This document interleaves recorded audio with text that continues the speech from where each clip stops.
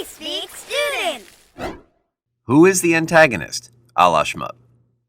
Every good book needs conflict, whether it's a showdown with the scariest, most evil wizard of all time, or the heroine trying to decide who to take to the big dance. It takes at least two to tango, or to duel. And conflict just wouldn't be conflict without an antagonist. How will we ever find those Horcruxes? There they are. So how do you identify the antagonist in a novel?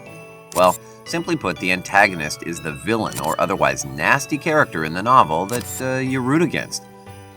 You know, the person who stands in the way of the protagonist.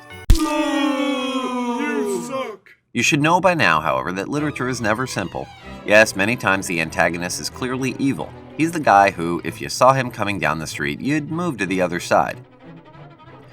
Sometimes, though, the antagonist is the traditional other figure, the person who finds himself on the opposite side of the tracks from the person who is lucky enough to have his name on the cover of the book. And if the protagonist is an anti-hero, the antagonist might be someone who is traditionally considered a good guy. In Paradise Lost, Satan is the protagonist, making the big G-O-D the antagonist of the story. The antagonist doesn't have to be God, Satan, or the spawn of Satan either. It can just be a person or entity with an opposing point of view. Whether it's a rival sports team or a rival suitor.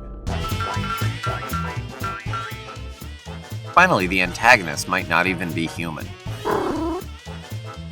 It could be anything from a maybe mythical white whale to unachievable hopes and dreams, to simply humanity in general.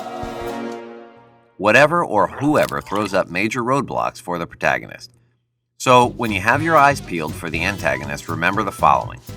The antagonist opposes the protagonist and is usually the source of all the conflict.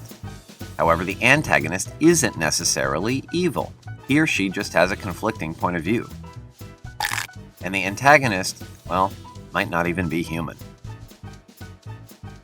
There they are.